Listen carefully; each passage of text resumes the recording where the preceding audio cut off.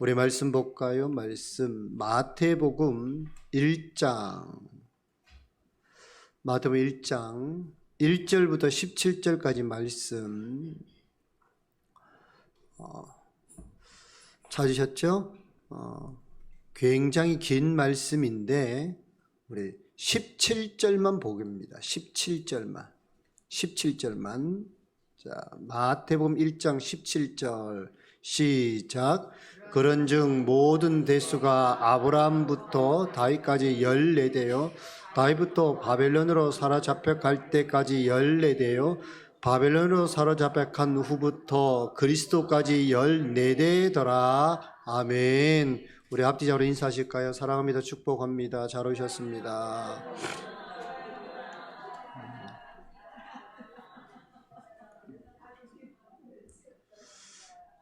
잘 오셨습니다. 한 주를 여러분 기도로 한 주의 마지막 기도로 하니까 참 좋은 것 같아요. 제가 여기 앉아서 찬양을 이렇게 듣는데 막 제가 웃음이 나와서 왜 그러냐면 우리 유집사님을 보고 웃습니다. 왜냐하면 저 찬양하는 모습을 보는데 다윗이 있잖아요. 하나님 법궤로운게 너무 기뻐가지고 막 춤추듯이 찬양하는 그 모습이 떠오르는 거예요. 그래서 제가 야, 우리 유집사님 다 그렇다. 그래서 참 너무 은혜가 됐어요. 못했다가 아니고 진짜 너무 찬양하는 게 열정적인 거예요. 막 열정 손 들고 하는데 야, 다윗이 찬양 불렀으면 저렇겠다. 다윗이 찬양을 했으면 참 저렇겠다라고 하는 마음이 들어서 제가 저거 찬양 불러서 웃었어요. 속으로. 그래요. 그죠. 그러니까 이게 진짜 마음에서 우러나온 찬양은요, 다른 사람을 감동시킵니다. 다른 사람에 기쁨을 줍니다. 저는 우리 성도들이 다른 사람들에게 그런 기쁨을 줄 수 있는 사람 됐으면 참 좋겠어요. 여러분 얼굴만 봐도, 그죠. 소망이 싹트고 희망을 가지고 또 여러분을 만나기만 해도 기뻐할 수 있는 그런 성도 되기를 간절히 축복합니다. 자, 오늘 이제 여러분하고 나눌 말씀은 마태복음 1장 1절부터 17절까지 말씀인데 제목이 뭐냐 하면 예수 안에서 완성된 족보다라고 하는 겁니다. 예수 안에서 완성된 족보. 자, 성경에는 족보가 참 많이 나와요. 자, 여러분 족보가 뭐냐 하면 족보는 내가 어디서부터 왔는지를 내 근본을 가르쳐 주는 게 족보입니다. 그러니까 나의 근원이 어디냐라고 하죠. 여러분도 내가 어느 시 몇 대 손 그러잖아요. 그러니까 내 근원이 어딨냐라고 하는 겁니다. 그래서 그 족보만 보면 이 사람은 참 명문 가문이구나. 아니면 이 사람은 참 옛날에 이렇게 대단한 가문이었구나. 그죠? 그래서 내가 과거는 모르지만 그래 그 족보를 통해서 이 가문과 이 가정이 어떤지를 안다라고 하는 거죠. 성경에 우리가 특별히 족보 그러면 몇 군데가 나오는데 그 첫 번째가 되냐면 창세기 4장에 보면 족보가 나와요. 거기 뭐냐 아담으로부터 시작해서 에녹까지의 이렇게 족보가 나오고요. 11장에는 이제 노아부터 시작을 해서 아브람까지 족보가 이렇게 나옵니다. 그리고 중간에 왕의 족보도 좀 있습니다. 그리고 난 다음에 나오는 게 이제 마태복음 1장에 나오고 누가복음 3장에 이렇게 나옵니다. 그런데 우리가 창세기 4장의 이름 족보의 특징이 뭐냐 그러면 이겁니다. 하나님의 그 창조와 여러분 약속이 있어요. 그러니까 아담은 창조됐잖아요. 그리고 노아에게 뭐하냐 하나님이 약속을 주시잖아요. 약속을 주죠. 그 다음에 또 뭐합니까? 그 셈으로부터 하면 하나님께서 그들을 방주에서 나오게 하시고 난 다음에 그 생명을 살아갈 때에 셈이라고 하는 그 아들을 통해서 또다시 쭉 가는데 그 다음에 어디 옵니까? 아브라함에게 오면 뭐가 있습니까? 하나님의 약속이 또 있잖아요. 그러니까 노아에게 하나님이 약속을 주셨고 내가 다시는 내가 멸망시키지 않겠다 라고 하는 약속이 있는가 하면 아브라함 때는 어떤 약속이 있냐면 아브라함 하나님께서 뭐합니까? 내가 너로 말미암아 모든 민족을 이루게 하겠다. 너는 복의 근원이 되겠다라고 하는 그런 게 딱 있다고 말이죠. 근데 우리가 특별히 셈의 이런 족보를 보면 노아의 아들 셈의 족보를 보면 이렇게 되어 있습니다. 왜 여러분 그 많고 많은 거에 셈이라고 하는 이름이 거기 딱 들어갔을까? 다른 뭐 있잖아요. 근데 셈이라고 하는 아들의 이름이 딱 들어간 게 왜 그러냐면요. 창세기 9장 26절에 보면 그런 얘기 있어요. 셈의 하나님 여호와를 찬송하리로다 이래 됐단 말이에요. 그러니까 이런 족보가, 이 셈의 족보는 어떤 족보냐? 하나님께서 함께하는 족보라고 하는 거죠. 그래서 족보를 딱 보면 이 사람의 가정, 이 사람의 신앙이 어떤지를 알게 된다고 하는 거죠. 오늘 특별히 여러분 오늘 본문을 보시면 마태복음 1장을 이렇게 보시면 누구 족보냐면 예수님에 대한 족보다라고 하는 거예요. 예수님에 대한 족보. 근데 17절에 가보면 여러분 예수 그리스도까지 14대, 그 앞에 보니까 그죠? 아브라함부터 다윗까지 14대요. 다윗부터 바벨론으로 사로잡혀갈 때까지 14대요. 바벨론으로 사로잡혀간 후부터 그리스도까지 몇 대요? 14대. 도와 그러면 총 몇 대입니까? 42대예요. 14, 14, 14. 그죠? 40이 맞죠? 42대. 그 예수님은 아브라함으로부터 시작해서 42대 손이다. 이런 말이죠. 여기서 그랬잖아요. 누가복음 3장, 누가복음에 가보면 여러분 정확한 그건 없어요. 근데 거기 보니까 제가 세어봤어요. 하나님으로부터 시작해 예수님까지 얼마나 대까지 하니까 77대더라고요. 77대. 근데 아브라함부터 시작해서는 44대, 42대라고 하는 거죠. 그러니까 보세요. 오늘 예수님은 어디서부터 출발을 했냐 그러면 성경을 보니까 오늘 아브라함으로부터 출발했다라고 하는 거죠. 그러면 왜 하필이면 아브라함부터냐고 하는 거예요. 뭐 아브라함이 끝입니까? 오늘 성경 여러분 마태복음 1장 1절에도 그러잖아요. 아브라함과 다윗 자손 예수 그리스도의 계보다 이랬단 말이에요. 누가복음에는 하나님부터 출발을 했는데 그러면 당연히 뭐가 돼야 됩니까? 하나님으로부터 출발을 해야 되잖아요. 근데 딱 잘라먹고 어디부터 출발했냐? 아브라함으로부터 출발을 해서 오늘 예수님께서 딱 했단 말이죠. 왜 그랬을까? 왜 아브라함으로부터 출발했을까? 이유가 여러분 있습니다. 아브라함이 어떤 사람입니까? 아브라함은 창세기 여러분 15장부터 보면 아브라함이 99세까지 아들을 못 낳아요. 아이를 못 낳다가 드디어 100세가 될 때에 그 자녀가 이 땅에 태어났다라고 하는 겁니다. 그런데 여러분 모든 경수가 다 끊어졌어요. 그런데 하나님께서 뭐로 말씀하셨습니까? 아브라함 말씀하시기를 야, 너 모래알같이 저 하늘의 별과 같이 네 자손을 주겠다라고 하는 겁니다. 분명히 보세요. 지금 아들 하나도 없어가 그렇게 막 힘들어하는 사람한테 하나님께서 무슨 약속을 주셨냐 하면 자녀의 약속을 주셨어요. 근데 그 자녀도 한 명, 두 명이 아니고 어떤 자녀예요? 이런 수많은 정말 셀 수도 없는 그 여러분 자손에 대해서 줬단 말이죠. 그러면서 뭐라고 말합니까? 천하 만민이 복을 받게 될 거다 그랬단 말이죠. 너의 후손을 통해서 천하 만민이 복을 받을 거다 돼 있어요. 그러니까 왜 여러분 아브라함부터 출발하냐 하면 여러분 예수 그리스도가 어떤 분이냐 하면 천하 만민에게 복을 주기 위해서 오신 분이라고 하는 것을 오늘 알려준다는 거예요. 우리 히브리서 2장 14절을 한번 보실까요? 히브리서 2장 14절. 자, 성경 한번 찾아보시기 바랍니다.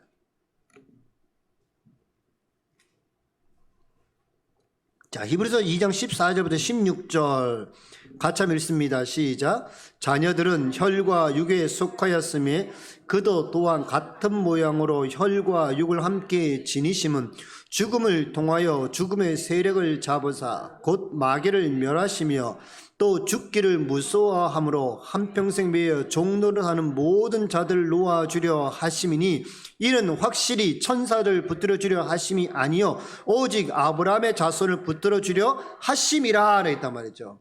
그러니까 예수님께서 왜 여러분 아브라함으로부터 출발을 했냐 하면 하나님께서 말씀하시기를 너의 자손을 통해서 만민이 복을 받을 거다라고 하는데 그 복이 뭐냐 하면 여러분 그 복은 다른 것이 아니라 모든 죽음에서 사망에서 건지겠다고 하는 약속이 있었단 말이에요. 그 약속을 누구에게 줬냐? 그 약속을 아브라함에게 주셨어요. 그래서 아브라함의 그 약속이 예수 그리스도를 통해서 성취되기 때문에 오늘 수많은 족보가 있어도 오늘 마태복음에 누구를 먼저 얘기하냐면 바로 아브라함이라고 하는 사람을 집어넣어요.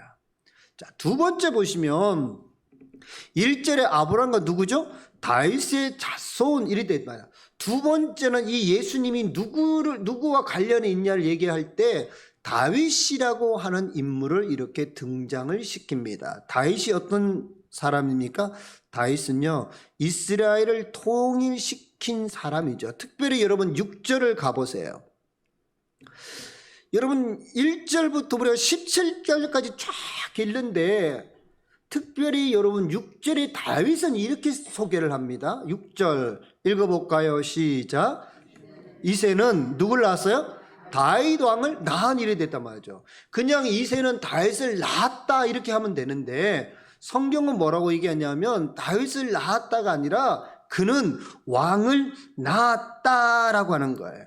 그는 왕을 낳았다. 여러분 왕이 어떤 사람입니까? 왕은요 모든 권세가 있는 사람이 왕이에요. 그리고 다윗은 뭡니까? 그 나라를 통일시켰던 사람이 다윗이라고 하는 거죠. 그래서 시편 89편에 가면 하나님께 다윗에게 뭐라고 말씀하시냐면 영원히 버리지 않겠다. 그의 자손 하나를 선택하여 그 나라를 계승했다는 그 말씀을 다윗의 인생에 계속적으로 말씀해 주셨다라고 하는 거죠. 그러니 보세요. 오늘 예수님께서 오늘 다윗 왕이라고 하는 그 계보를 얘기한 게 왜 그러냐면 예수님은 어떤 분이다? 예수님은 왕이시라고 하는 거예요. 그분을 통해서 뭐가 일어납니까? 그분을 통해서 여러분 온전함이 일어나고 통일이 일어나고 뭐합니까? 그분의 권세를 통해서 모든 눌린 것으로부터 벗어나게 하겠다고 하는 거예요. 우리 말씀을 볼까요? 요한복음 17장 2절. 자, 요한복음 17장 2절을 가보시면, 자, 요한복음 17장 2절 같이 한번 읽습니다. 시작.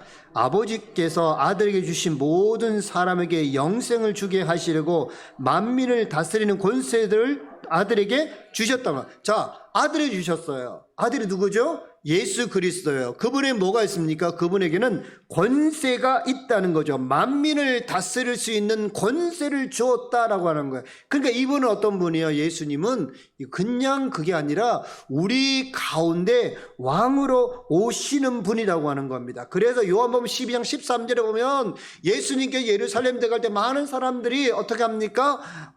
호사나 찬송하리라 주의 이름으로 오시는 이여 곧 이스라엘의 왕이시다라고 하는 거예요.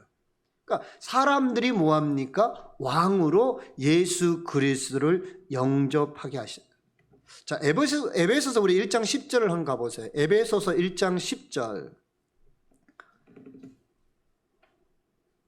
자, 에베소서 1장 10절. 같이 한번 읽어봅니다. 시작. 하늘에 있는 것이나 땅에 있는 것이 다 그리스도 안에서 통일되게 하려 하심이라. 보세요. 예수님께서 오셔서 뭐 하신다고? 하늘과 땅의 전체 하나님과 다 분리됐잖아요. 그런데 이것을 어떻게 한다고? 예수 그리스도를 통해서 뭐 하신다고? 통일시킨다. 하나 되게 한다는 거예요. 다윗이 그 나라를 하나 되게 한 것처럼 예수님께서는 왕으로 오셔서 다 단절되었던 거, 하나님과 우리 사이에 단절되었던 거, 세상의 피조물 단절되었던 것들을 다 뭐 하신다고요? 통일시키기 위해서 오셨다고 하는 거예요. 그래서 오늘 마태복음 1장에 아브람과 다윗의 자손 예수 그리스도의 계보라고 하는 것을 첫 줄에 딱 넣어준 거예요.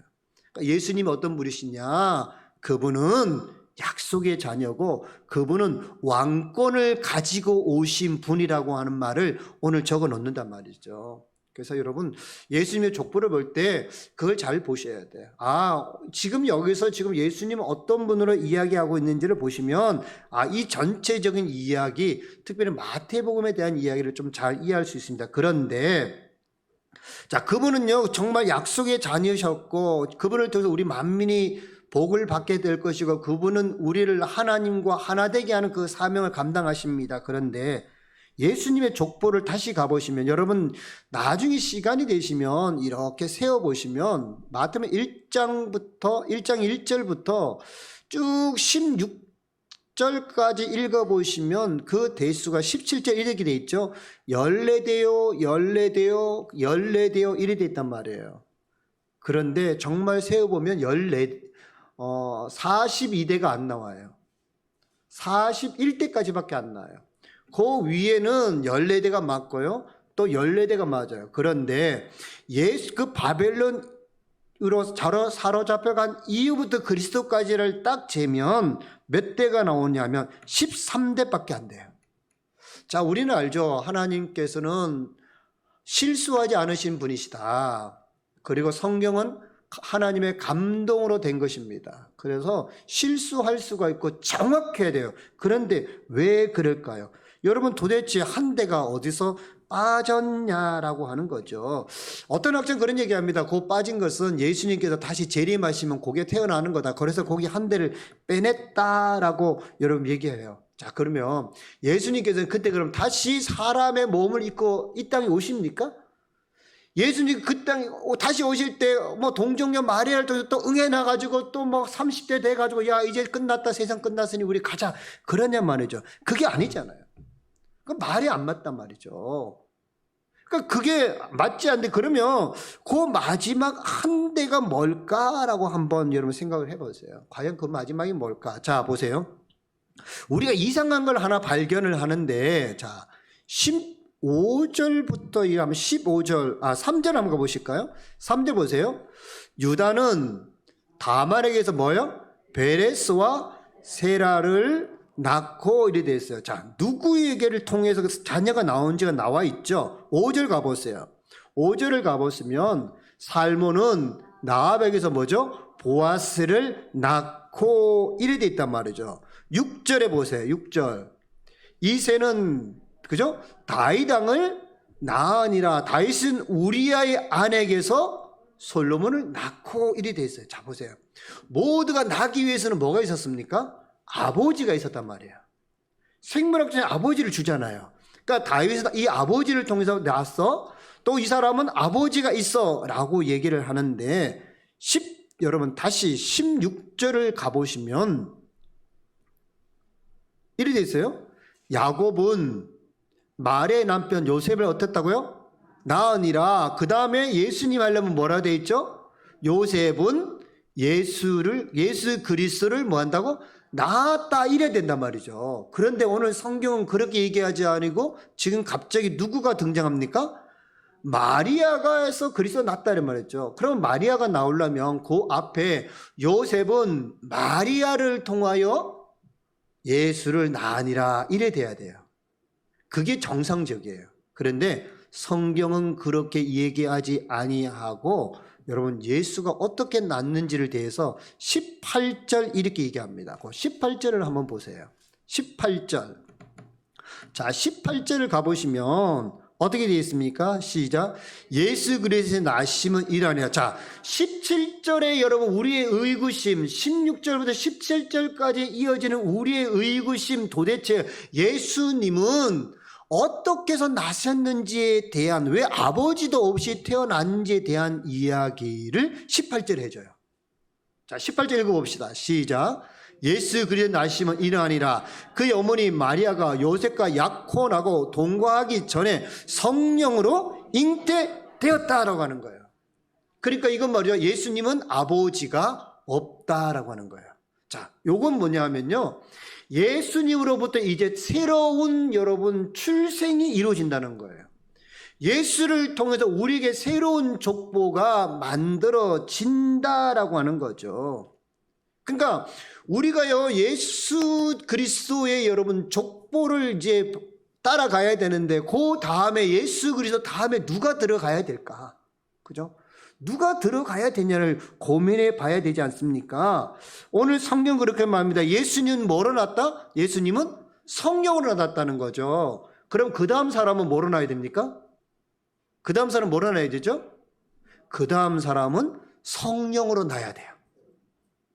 보세요. 앞에 사람들이 예수님 전에는 다 부모에 낳기 때문에 자꾸 누가 누구를 낳고 누가 누구를 낳고 했단 말이에요. 그런데 18절에는 예수님은 이제 우리 그 족보를 이어갈 수 있는 것, 태어나려면 그 족보에 들어가려면 다른 게 아니라 예수님은 성령을 통해서 낳기 때문에 우리도 그 다음에 도는 때도 어떻게 해요? 그 다음 때도 성령으로 낳아야 된다라고 하는 거죠.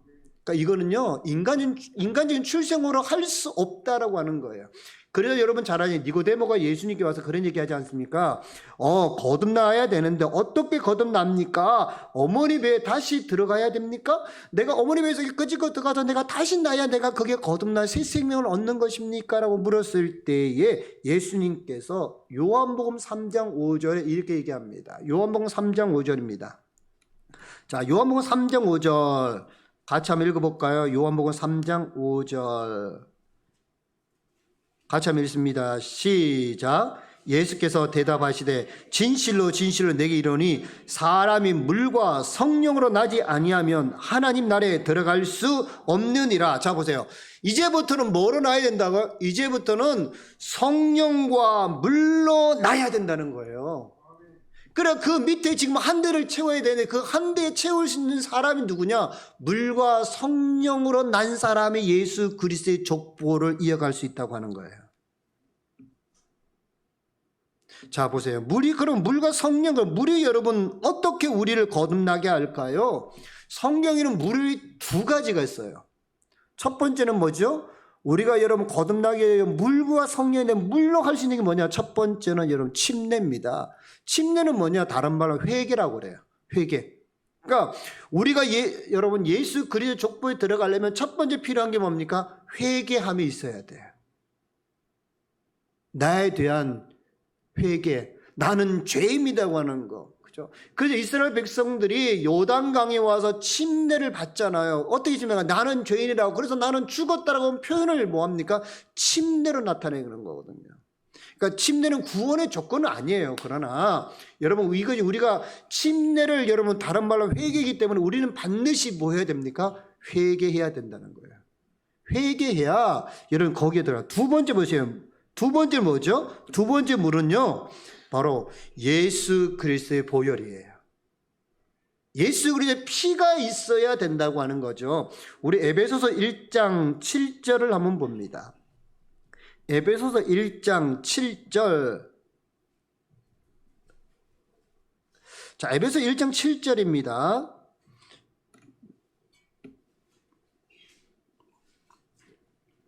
같이 한번 읽어볼까요? 시작. 우리는 그리스도 안에서 그의 은혜의 풍성함을 따라 그의 피로 말미암아 속력 곧 죄 사함을 받았느니라. 아멘. 그죠? 그러니까 오늘 성경은 물과 성령으로 거듭나야 된다. 그래야 내가 새 생명 된다. 새 사람 된다고 얘기하는데 그 물이 뭐냐면 첫 번째로 회개해야 되고요. 그리스도의 여러분 보혈의 은혜가 있어야 된다는 거예요. 그럴 때 비로소 내게 뭐가 주어집니까? 생명이 주어지는 거예요. 세상의 생명은 어머니와 아버지를 통해서 내게 주어졌다면 우리의 생명은 무엇을 통해 주어졌냐 하면 바로 여러분 회개와 예수 그리스도의 그 보혈의 은혜로 말미암아 주어진다고 하는 겁니다. 저는 여러분들이 그 예수 그리스도의 보혈과 우리의 죄의 고백을 통한 하나님의 자녀가 된 줄로 믿습니다. 우리 요한복음 가보시겠어요? 요한복음 1장을 가보세요.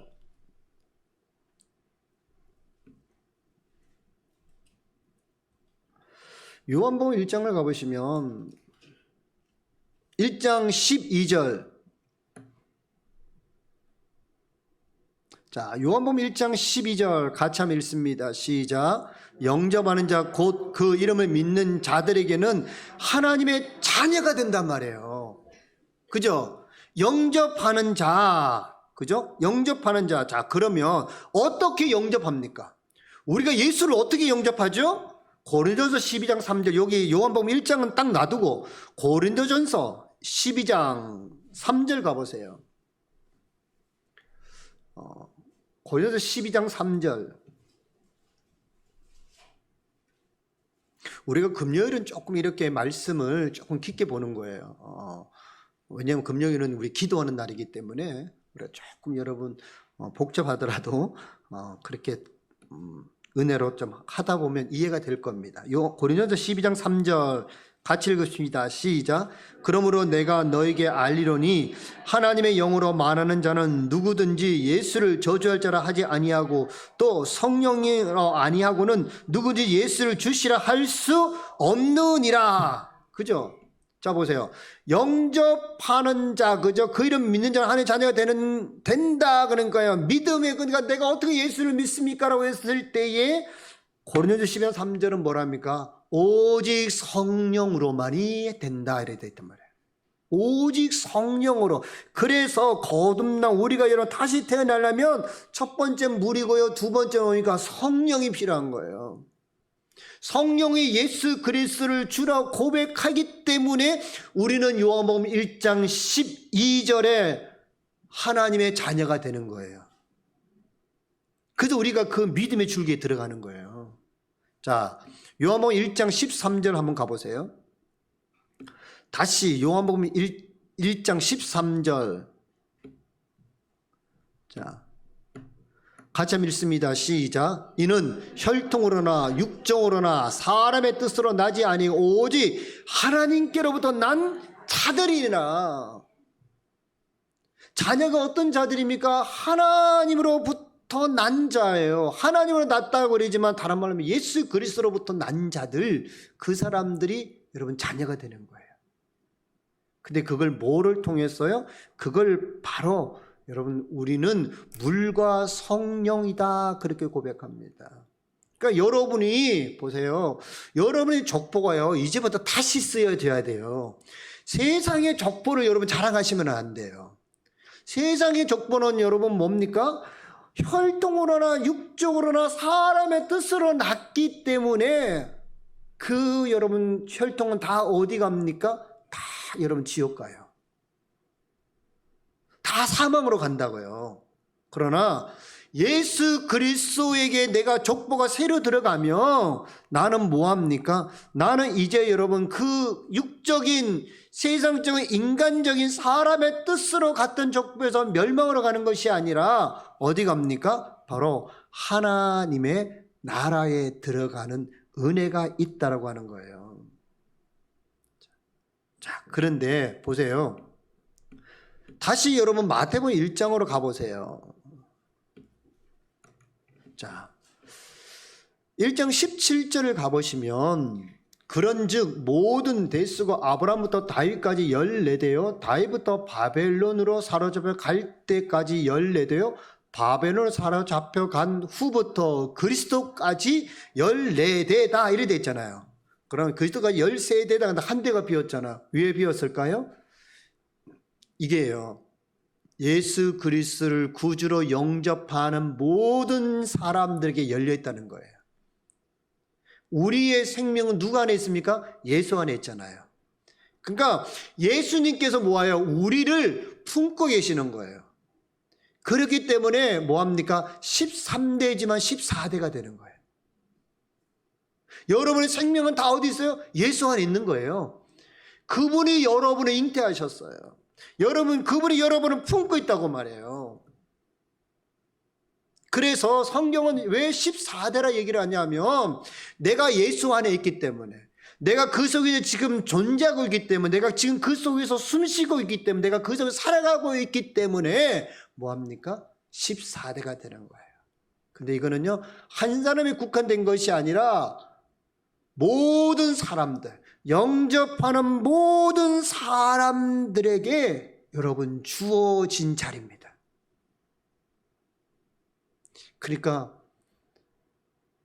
여러분 우리가 그래서 뭐라 그래요? 우리는 그래서 나이가 많든지 나이가 어리든지 다 우린 뭐라 그러죠? 형제 자매다 그러는 거예요. 형제 자매다 그러는 거예요. 왜? 예수로 말미암아 우리가 태어났기 때문에 성령과 물로 태어났기 때문에 우리는 아버지 어머니가 아니라 예수 안에서 우리는 다 뭐다? 형제 자매다라고 하는 거예요.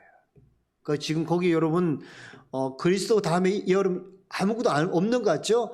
근데 믿음으로 보면 거기에 내 이름이 있어요.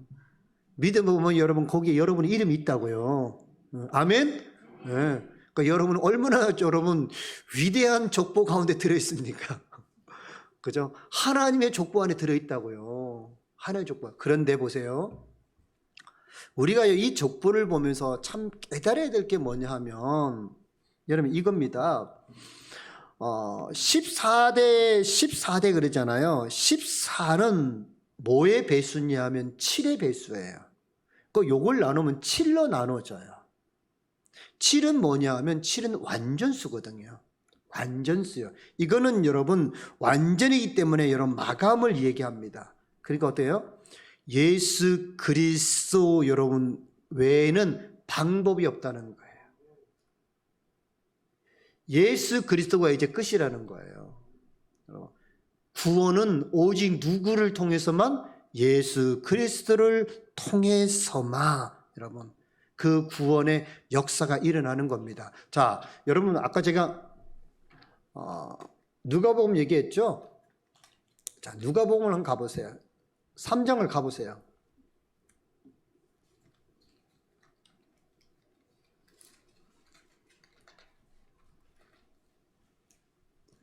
3장을 가보시면 족보가 나와요. 23절 족보가, 23절에 가면 족보가 나오거든요. 자, 예수님의 족보일이 나와 있잖아요. 자, 예수님의 족보 23절에 예수님의 족보일이 나와 있죠. 자, 예수님의 족보를 쭉 타고 올라가 보세요. 38절 어디까지 올라갑니까? 어디까지 올라가죠? 하나님까지 올라가잖아요. 하나님까지. 그죠? 38절에.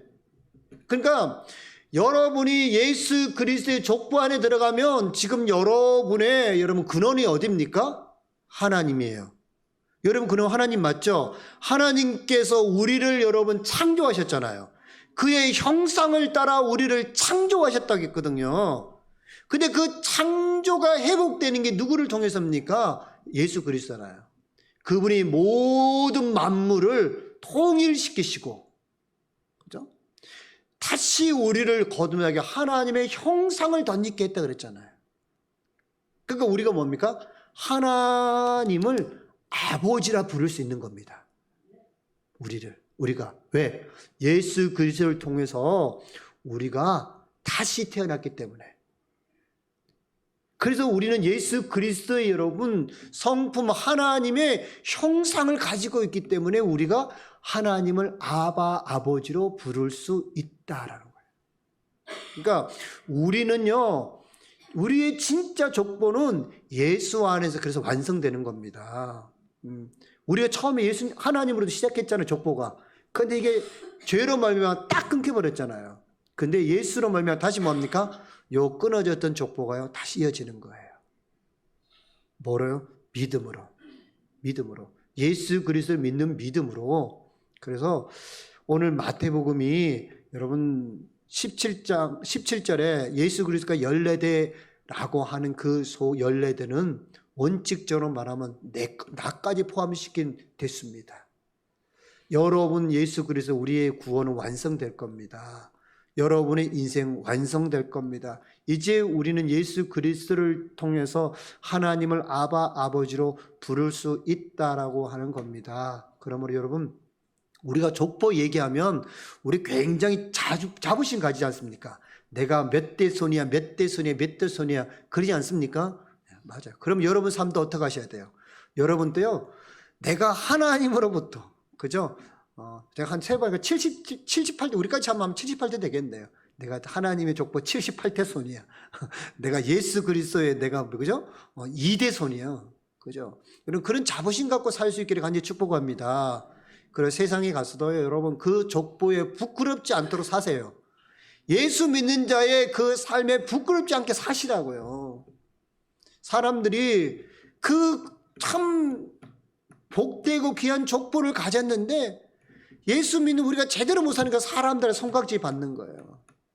우리 자녀가 잘못하면 그러잖아요. 부모가 누구냐 그러잖아요. 똑같아요. 여러분 내가 잘못하면 내가 욕먹는 게 아니고 누가 욕먹습니까?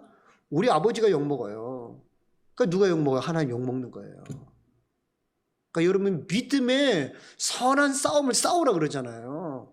그러면 여러분의 삶이 정말 하나님이 원하는 삶으로 가셔야 된다고. 그 삶을 만들어 가셔야 된다고. 왜요? 나는 혈통이나 육조나 사람의 뜻으로 하나님의 족보에 들어가지 않았기 때문에 오직 예수 그리스도를 통해서 내가 하나님의 족보에 들어가서 여러분 우리의 믿음의 족보가 완성됐기 때문에 그런 겁니다. 그러므로 사랑하는 성도 여러분, 여러분의 그 족보가 더럽혀지지 않도록 하나님께서 영광 받을 수 있도록 여러분의 삶을 늘 조정하시고 많은 사람들에게 내가 누구인지 보여줄 수 있는 거룩한 담대한 삶을 살아갈 수 있기를 간절히 축복합니다. 그럴 때 하나님이 기뻐하실 겁니다. 그럴 때 하나님이 여러분을 통해서 영광 받아 주실 거라고 하는 거죠. 오늘 14대손 여러분의 그 대수가 꼭 기억되고 지워지지 않고 하나님의 나라 갈 때까지 여러분 그 대수가 있기를 간절히 축복합니다. 아멘.